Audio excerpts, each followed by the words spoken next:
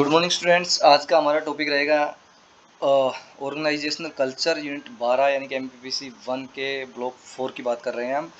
इसमें जो organisational culture है इसके बारे में बात करेंगे। इसके ऑब्जेक्टिव्स की तरफ हम देख लेते हैं एक बार। तो इसका जो ऑब्जेक्टिव है वो comprehend the role of organisational culture in a driving the business ethos और visualize the evolution of culture through different time period the innovation and cultural shifts.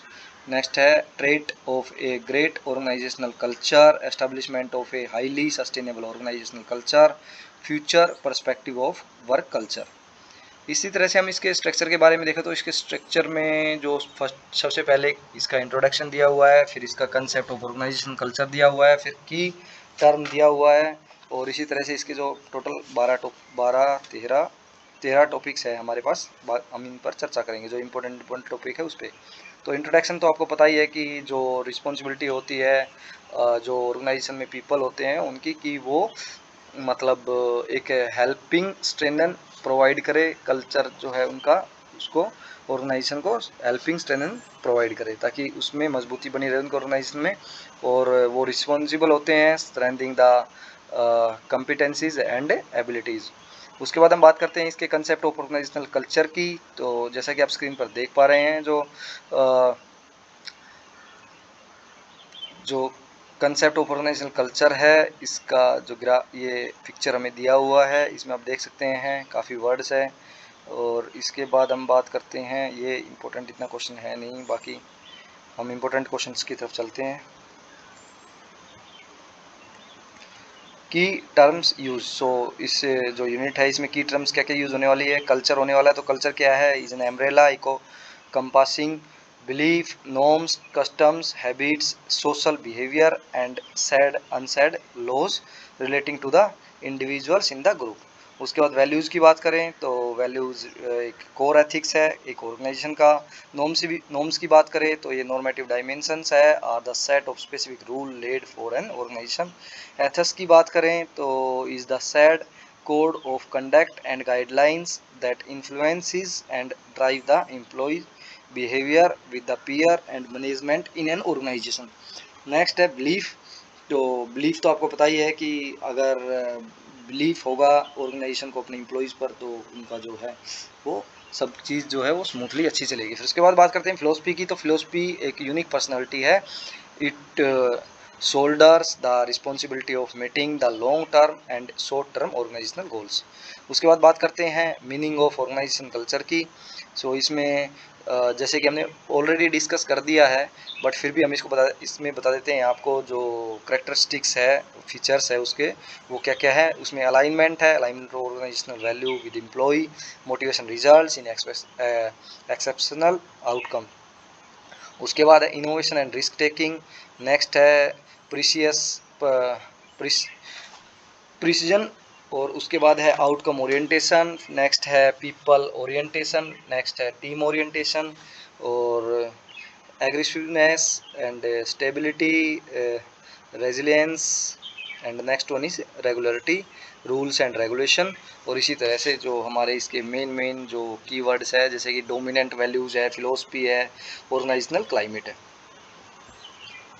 इसी के आसपास हमारी जो यूनिट आज की वो घूमती नज़र आएगी आपको। उसके बाद बात करते हैं रोल ऑफ कल्चर की। रोल ऑफ कल्चर के अंदर जो 3 मोस्ट इंपॉर्टेंट कंट्रीब्यूशन है वो बताते हैं हम आपको। सबसे पहला क्या है? Give direction to the conduct of the business. सबसे पहला क्या रहता है? डायरेक्शन। तो आपको डायरेक्शन देनी है। नेक्स्ट वन है redefine the intra organisational line of communication encouraging and new idea development, ये इंपॉर्टेंट है second one. And third one जो है वो high employ engagement and healthy turnover intention if at all it is inevitable। उसके बाद हम बात करते हैं जो हमारा development of organisational culture, developing organisational culture की बात करते हैं। तो इसके अंदर जो इस यूनिट के अंदर जो मोस्ट इंपॉर्टेंट क्वेश्चन है ये वाला क्वेश्चन है कि कैसे हम ऑर्गेनाइजेशनल कल्चर को डेवलप कर सकते हैं। तो इसमें हमारे पास कुछ वेरियस वेज दिए हुए हैं जिसको हम फॉलो करके अपने ऑर्गेनाइजेशनल कल्चर को डेवलप कर सकते हैं। तो सबसे पहले लीडर बिहेवियर की बात करते हैं। अगर लीडर का बिहेवियर जो है वो अच्छा है, यानी कि in the past were studied and understood to develop a culture on guidelines of the understanding life पर lesson learned from critical incident and culture has been built to equip with better preparedness. Next है the need of maintaining an effective working nexus within the member, thereby creating value and acceptations. Next one है external environment might have induced the need of an internal ecosystem in turn establishing a culture for the organization. इसके बाद बात करते हैं the passage of time has expected the requirement in many unique ways hence making a close neat surrounding that is the culture. Types of organisational culture, तो इसके अंदर हम जो ऑर्गेनाइजेशनल कल्चर है उसके टाइप्स के बारे में बात करेंगे. तो इसमें जो फ्लेम होल्ट्स और रेंडले थे उन्होंने स्ट्रॉन्ग और वीक कल्चर के बारे में बताया हुआ है. तो जो हमारा जो फ्लेम होल्ट्स और रेंडले थे उन्होंने क्लासिफिकेशन किया, कैटेगराइज किया कल्चर को दो बेसिक ग्रुप में. तो जो पहला ग्रुप है वो है स्ट्रॉन्ग कल्चर और दूसरा ग्रुप है वो weak culture. So strong culture की अगर हम बात करें तो जो employee responses are enviably aligned with that of the organizational values, organizational which such culture enjoy a friction-free work environment. The high alignment enables the organization make substantial execution with some minor adjustment. Clear acceptance of culture beautifies the organization aura and empower the employee with crystal clear vision. And दूसरा जो उसने बताया वो बताया कि week culture के बारे में. So little or inappropriate alignment with the values deliver a weak culture. Counterproductive friction is the obvious bottleneck while encountering even the slightest change or challenge. उसके बाद हम बात करते हैं weak culture often attracts increased requirement of control making the entire journey highly strenuous. उसके बाद जो handy थे उसने फोर फोल्ड टाइपोलॉजी दिए और जो distinct types of organisational culture है आफ्टर ए केयरफुल एनालिसिस करने के बाद उसने 4 तरह के हमारे पास ऑर्गेनाइजेशनल कल्चर दिए. तो सबसे पहला था द पावर कल्चर, दूसरा था रोल कल्चर, तीसरा है task culture and fourth one is person culture. इसके बाद जो अब हम बात करते हैं कि distinct culture in from the matrix के बारे में. तो इसमें दिया हुआ है क्लैन कल्चर और adhocracy culture, market culture and hierarchy culture. और ये ऑलरेडी ऊपर वाली यूनिट में कवर हो चुके हैं, बाकी इसमें आपको थोड़ा सा एक रीड देना है. इसके बाद हम बात करते हैं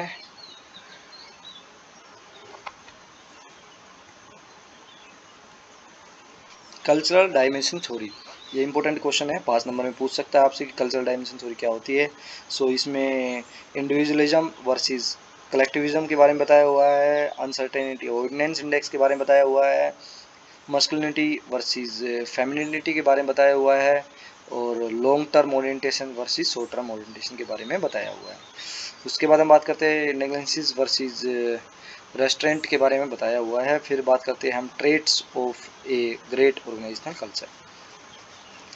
सो इसमें सबसे पहला क्या है, मोस्ट इम्पोर्टेंट ट्रेट्स जो दिए हुए हैं हमें, इसमें है अलाइनमेंट, फिर एप्रिसिएशन, फिर ट्रस्ट एंड परफॉर्मेंस. उसके बाद जो है रेजिलियंस और team work, integrity, innovation, psychological safety. इस तरह से 9 जो हमारे पास ट्रेट्स थे वो दिए हुए थे. उसके बाद बात करते हैं हम हमारा जो नेक्स्ट टॉपिक है यानी कि towards building a sustainable organisational culture के बारे में.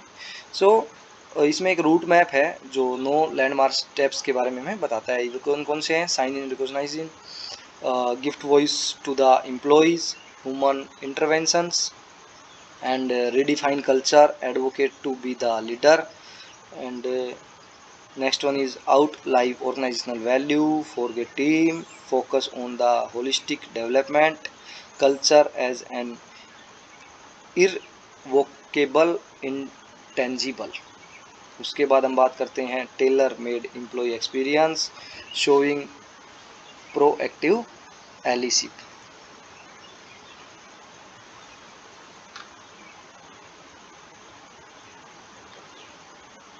इसी तरह से जो culture by choice versus culture by chance, तो कल्चर बाय चॉइस और culture by chance important question है, आप इसको एक बार रीड आउट कर सकते हैं।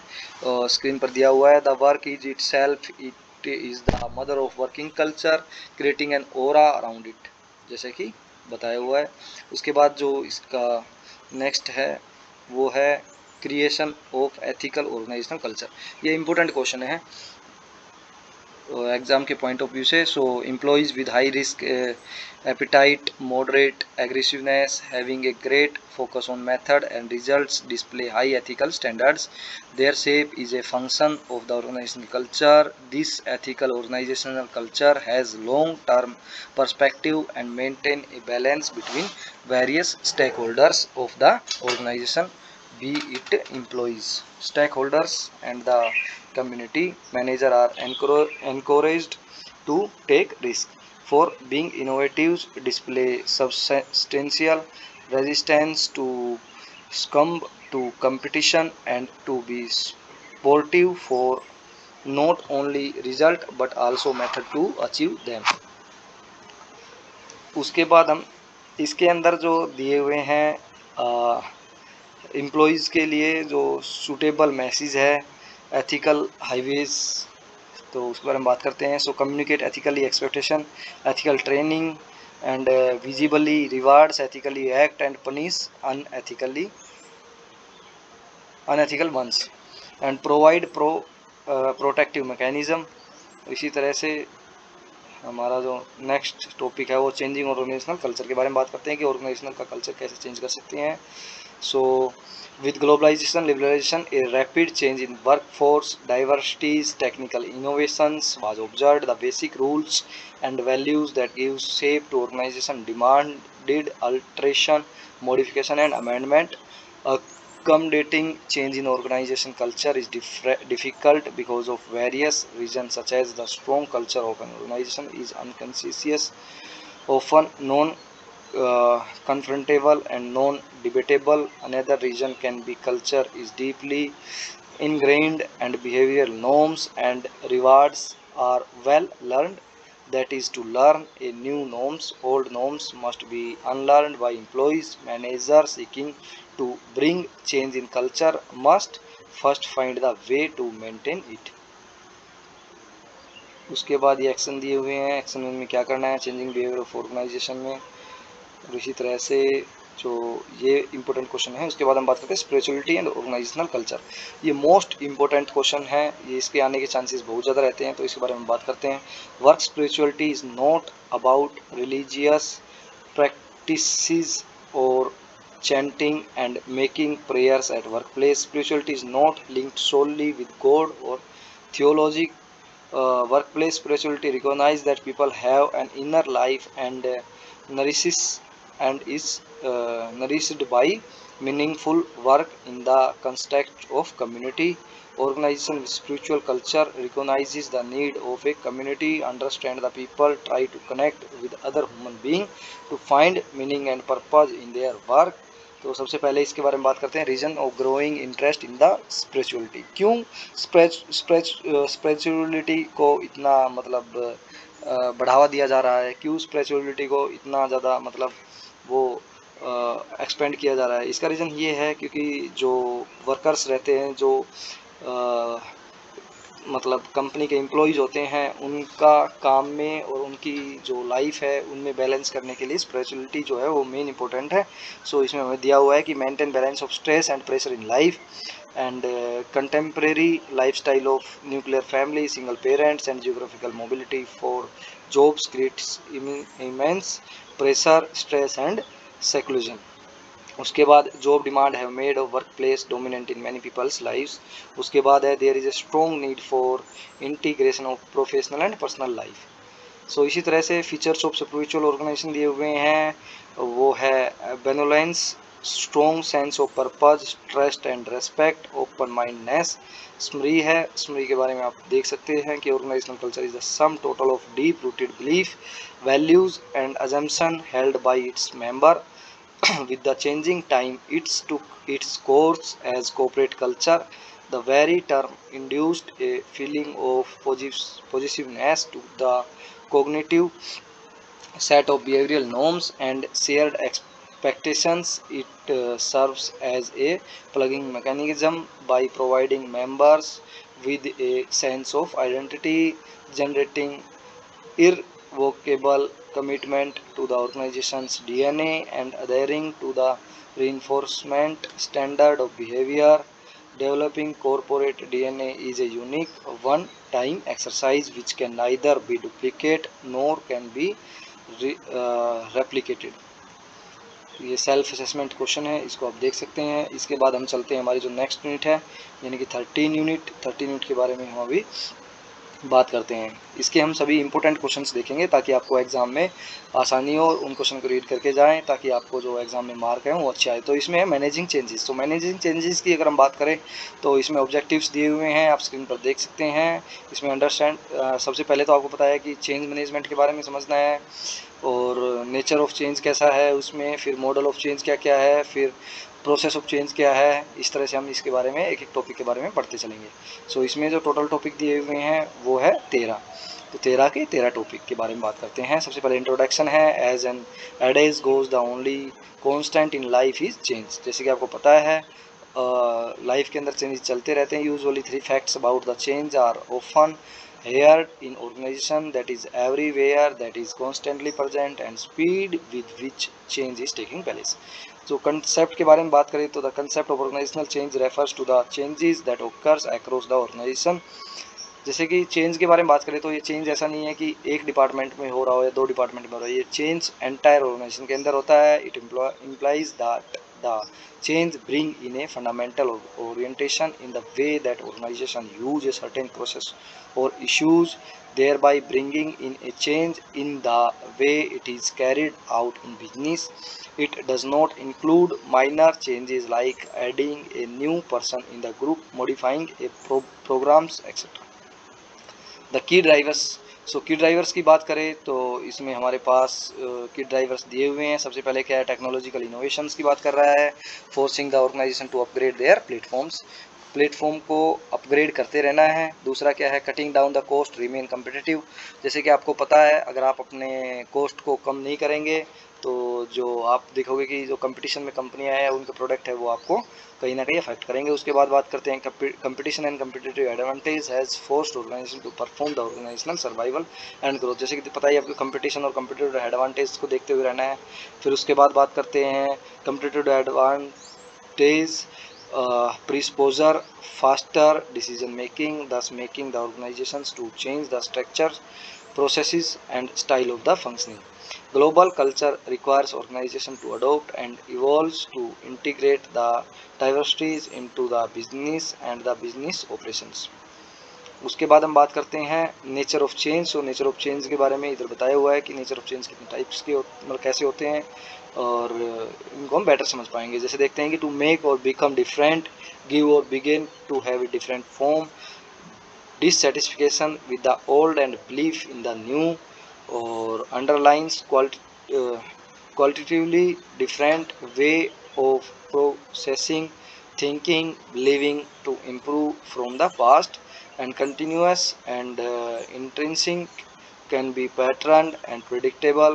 इस तरह से हमारे पास दिया हुआ है। उसके बाद बात करते हैं process of change. Process of change सबसे पहले हमें क्या करना पड़ेगा, प्रिपेयरिंग फॉर द चेंज। हमें जो ऑर्गेनाइजेशन है उसको कंसर्न चेंज के लिए रेडी करना पड़ेगा। उसके बाद बिगिनिंग द चेंज प्रोसेस, उसको organisation must form up the strategy being used for the change, identify way to operationalizing the change while beginning the change process to do this। उसके बाद forming up change into the system. उसके बाद हम चलते हैं model of changes के बारे में। सो कुड्स लेविंग मॉडल है, ये 5 नंबर में क्वेश्चन आ सकता है। यहाँ पर वेरियस मॉडल दिए हुए हैं जिसके बारे में बात करेंगे। फिर है बियर मॉडल, फिर है हमारे पास साउज मॉडल। साउज मॉडल इम्पोर्टेंट है, इसके बुलेट्स पॉइंट आप लिख सकते हैं। फिर है अकादार मॉडल, फिर है कोटर्स मॉडल, और इसमें कोटर्स मॉडल भी काफ़ी इम्पोर्टेंट है। इसके बाद हम बात करते हैं मैक्सनी 7S मॉडल, फिर रोज 5 स्टेज मॉडल। इसी तरह से हम इन मॉडल के बारे में एक रीड लेंगे और उसके बाद इसको हम एग्जाम में अच्छे से लिख देंगे। ये 5 नंबर में क्वेश्चन आएगा, इसको आप रीड करके जा सकते हैं, इंपॉर्टेंट क्वेश्चन है। उसके बाद रेजिस्टेंस टू चेंज। जैसे कि आपको पता है change is inevitable and the pace of change is increasing day by day consciously or unconsciously people dislike change and hence they resist change. Organizational issues and individuals group resistance to change are normally cited as reason for resisting change. So organisational issue, organisation के अंदर क्या क्या issue होते हैं? For example leakage between strategy structure and system issues to have to established as part of changed plan therefore a changes the consider a new structure but fails to establish the need to introduce new system to support such a structure is less likely to succeed. इसके बाद individual और group resisting to change के बारे में, जैसे कि आपको पता है registration is understood as an expression of reservation which normally arise as a response or as a reaction to change. Management of funds interpret these actions as employees attempting to stop or alter the changes. उसके बाद जो हमारे पास number of factors है resistance और change organization के, वो दिए हुए हैं. Fear of unknown, loss of control, loss of phase, loss of competency and need for security. फिर बात करते हैं पुअर टाइमिंग की. Since change is continuous process organisation initiate implement changes continuously. The very fact that one has to get into a change model again after a recent change cause employees to think about the timing of changes that takes place in the organization. Loss of the comfort zone, lack of sports and lack of confidence and lingering resentment. उसके बाद हम बात करते हैं इसके topic की, यानी कि strategies to overcome resistance. So resistance change के अंदर डिफरेंट स्ट्रेटजीज हमारे पास यहाँ पर दी हुई है कि ऑर्गेनाइजेशन किस तरह से यूज़ करता है डिफरेंट स्ट्रेटजी. सो सबसे पहले जो है वो नॉर्मेटिव री एडुकेटिव स्ट्रेटजी यूज़ करता है, फिर रेशनल एम्पायरिकल स्ट्रेटजी यूज़ करता है, फिर पावर कोरेक्टिव स्ट्रेटजी यूज़ करता है, फिर एक्शन सेंटर्ड स्ट्रेटजी यूज़ करता है. इसी तरह से ये स्ट्रेटजी यूज़ की जाती है. Form of organisational change. So organisational design and restructuring, ये इंपॉर्टेंट क्वेश्चन है. जैसे कि आपको पता है कोविड के बाद कैसे हमारे जो स्ट्रक्चर थे ऑर्गेनाइजेशन थे वो मतलब अफेक्ट हुए थे और किस तरह से कोविड ने इफेक्ट किया था. उसके बाद हम बात करते हैं टर्न अराउंड मैनेजमेंट के बारे में. सो कैसे कि मैनेजमेंट को टर्न अराउंड करा करके आप चेंज कर सकते हैं. फिर उसके बाद जो हम बात करते हैं वो रहेगा हमारा mergers and acquisition. So hierarchical system के बारे में इसमें बताया हुआ है कि कैसे मतलब कि हम मर्ज कर सकते हैं चीज़ों को. उसके बाद हम बात करते हैं business process and re engineering के बारे में. फिर उसके बाद टोटल क्वांटिटी मैनेजमेंट के बारे में बात करते हैं. और इसी तरह से इसकी जो आउटसोर्सिंग है ये हमारा टॉपिक खत्म होता है. उसके बाद बात करते हैं एवोल्यूशन ऑफ चेंजेस के बारे में. तो so evolution of changes it is important question, or it is not enough if a organization introduced different intervention and use different form of managing change. Evolution is critical for the success of the change initiative design and implementation, especially when external consultants are involved in the process. अब बात करते हैं role of change agent की. So role of change agents जो होते हैं are crucial to the process of affecting plant changes. They can be internal like CEO, manager, etc. and external like the consultants. The role of change agents involves a technical role in which what need to be changed. उसके बाद बात करते हैं organisation development की. सो organisation development हमने आपको बता ही दिया. ये one of the earliest definition of organizational development was given by Beckhard. According to him, जो organizational development है is an effort plan and organization wide managed from top to increase organizational effectiveness, health through planned intervention in the organization processes using behavioral science knowledge. इसी तरह से हमारा जो इसका last है वो है ऑर्गेनाइजेशनल डेवलपमेंट इंटरवेंशन की बात यहाँ पर करते हैं। सो इसमें जो organisational use training development intervention for skill development and bringing about change in the attitude of people, business leaders view training as a continuous activity and not a one-time event. Hence, whether it is development of an individual or an organization, they believed that it should start with planning and continue to take place with proper monitoring. तो इसमें पहला है planning interventions, life and career planning और organisation mirroring. फिर इसके बाद जो दिया हुआ है वो विजनिंग है, फिर कन्फ्रंटेशन मीटिंग है और सर्वे फीडबैक का सर्वे करना है, फिर फोर्स फील्ड एनालिसिस है। इसी तरह से हमारी यूनिट ख़त्म होती है। इसके बाद हम बात करते हैं जो हमारी यूनिट नंबर 14 है उसके इम्पोर्टेंट क्वेश्चंस की बात करते हैं।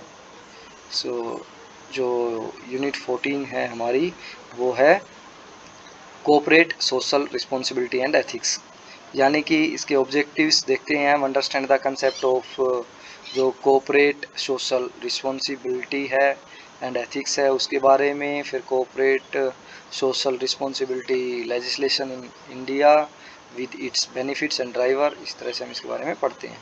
इसमें टोटल टॉपिक्स हमारे पास जो दिए हुए हैं वो है 7, इसके बारे में बात करते हैं। सो इंट्रोडक्शन इसकी वो रहेगी, you may be aware the ethics denotes the concept of right and wrong behaviour in general. जैसे कि आपको पता है कि एथिक्स क्या होते हैं, कि आपने किसी को कुछ कहा, उसको कैसा लगा, वो अच्छा था या बुरा था, वही सब चीज़ बिहेवियर इन जनरल के अंदर मतलब एथिक्स बोला जाता है। इन बिजनेस और cooperate terms ethics is a form of professional behaviour. मतलब अगर आप इसी को कोऑपरेट सेक्टर में जाके बात करें इसके बारे में तो मतलब ये एक प्रोफेशनल बिहेवियर है और existing organizational standards, principles, sets of value and norms. So usually corporate ethics and CSR originate from individual organizational statements and legal obligations. At the individual and organizational level, the CSR is not a novel concept for the Indian companies, as several of them have been practicing CSR voluntarily in the form of philosophy. However, with the enactment of the Companies Act 2013, the mandate for CSR has been formally introduced to the Indian companies as a legal obligation. Now, corporate sector has accepted the CSR as one of the core function of management and implementing the CSR programs across the Indian and multinational companies both in public and private sector. Meaning and evolution of CSR। So meaning की बात करें तो over the decades the focus of companies have shifted from single bottom line approach of profitability to integration of financial, social and environmental concern in business operation of companies. This transformation, either voluntarily or as a mandatory legal obligations, is the essence of CSR evolution. So CSR के अंदर हम अलग अलग जो हमारे analysers रहे हैं जैसे कि थॉमस एम जोन्स है, कैरल्स है, CD है, उन्होंने अपने अपने पॉइंट्स दिए हैं कि किस तरह से मतलब इसको इफेक्टिव किया जा सकता है। और CSR perspective in selected countries, USA के अंदर CSR कैसे काम करता है, ये सब चीज़ें दी हुई है। एंड इसके बाद हम बात करते हैं वुमन राइट्स वगैरह जो भी है। उसके बाद इसमें है evolution of CSR legislation in India. India के अंदर जो है वो मेजर डेवलपमेंट है long tradition of philanthropy and social activities, issuance of CSR voluntary guidelines 2009 and ethical functioning, women rights, workers rights and environmental consideration, stakeholders welfare की बात करता है। उसके बाद हम चलते हैं नेशनल वॉलंटरी गाइडलाइंस के बारे में। सो नेशनल वॉलंटरी गाइडलाइंस कैसे काम करती है। सो इसके अंदर 9 प्रिंसिपल हैं नेशनल वॉलंटरी गाइडलाइंस के जो दिए हुए हैं, यानी कि business should conduct the given themselves with ethics, transparency and accountability. ये यहाँ पर 9 पॉइंट्स आप पढ़ सकते हैं। ये जो सोर्स है वो फंडामेंटल 2011 के द्वारा दिए हुए हैं। The companies act 2013 and CSR। So act क्या है ये? The inclusion of CSR mandate under the companies act 2013 is an attempt to supplement the government efforts of equitably delivering the benefits of growth and the engage the corporate world with the country's development agenda. Section 135 of Companies Act 2013 lays down the companies with an actual turnover of 1000 crore Indian rupees and more, or net worth 500 crore and more, or net profit 5 crore and more shall constitute a CSR committee of board and consisting of 3 or more directors, of which one will be an independent director. The CSR committee will be responsible to formulate and recommended to the board. ये आपकी कुछ मतलब CSR committee responsible किस किस चीज़ के लिए होगी ये दिया हुआ है। इंपॉर्टेंट क्वेश्चन है, ये एग्ज़ाम में आने की संभावना ज़्यादा है। उसके बाद CSR रूल्स है 2014 के, फिर CSR एक्टिविटीज़ दी हुई है, फिर इसके बाद हम चलते हैं CSR कमेटी, CSR पॉलिसी क्या क्या है, फिर CSR एक्सपेंडिचर के बारे में बताया हुआ है। इसी तरह से display of CSR activities on websites, और इसी तरह से जो इसके benefits and drivers of CSR दिया हुआ है। Benefit of CSR, communities provide the licence to operates, कैसे मतलब इसको जो कम्युनिटीज़ है वो लाइसेंस प्रोवाइड करती है ऑपरेट करने के लिए। Attracting and retaining employees and communities as supplier. और उसके बाद हम बात करते हैं enhancing corporate reputation, driver of CSR। ये इसके पॉइंट्स दिए हुए हैं, आप इसको पढ़ सकते हैं। ये है अकॉर्डिंग टू KMPG 2011 सर्वे के हिसाब से।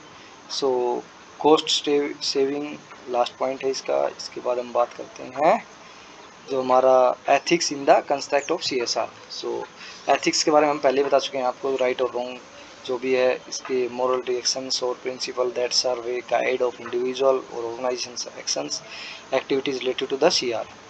फिर बात करते हैं पर्सनल एथिक्स की, फिर प्रोफेशनल एथिक्स की, उसके बाद हम बात करते हैं ऑर्गेनाइजेशनल एथिक्स की।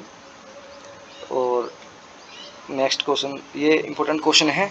और इसके बाद हम बात करते हैं एथिक्स व्यू और थ्योरीज।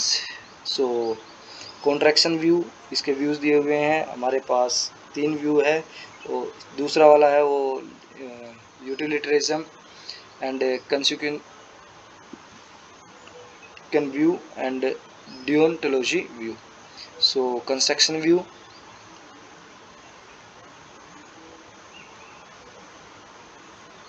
इसके बाद हम बात करते हैं यूटिलिटरिज्म की बात करते हैं और कंसिक्वेंटिलिज्म की बात करते हैं।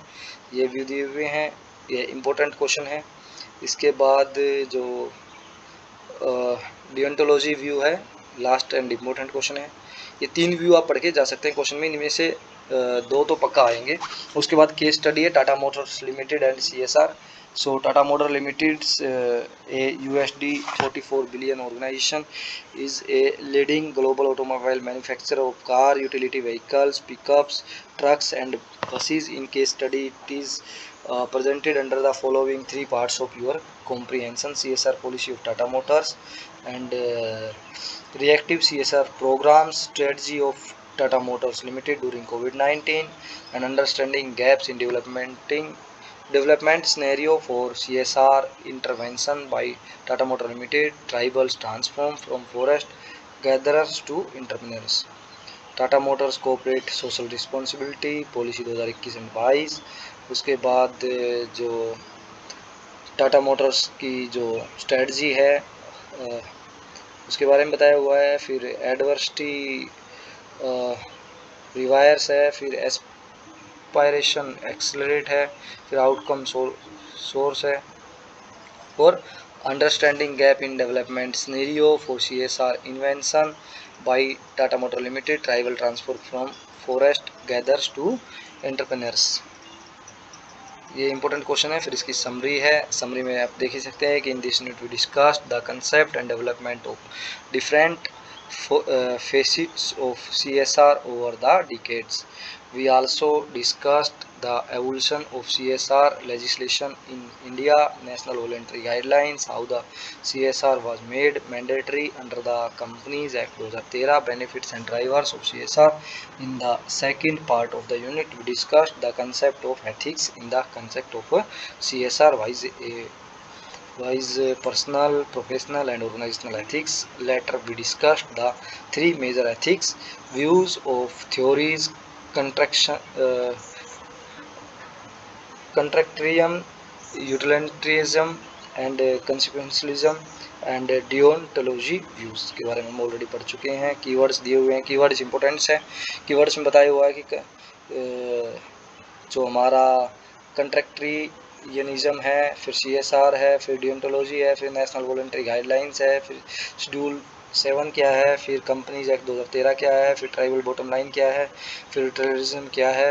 इस तरह से हमारा ये जो चैप्टर है और जो MMPC 001 है, इसकी जितने भी जो ब्लॉक्स थे 1, 2 एंड 3, 4 और इसमें जितनी भी यूनिट थी यानी कि 14 यूनिट थी वो हमारी कंप्लीट हुई और आप इसको रीड कर सकते हैं। आपको एग्ज़ाम में ताकि अच्छे मार्क्स आए। Thank you.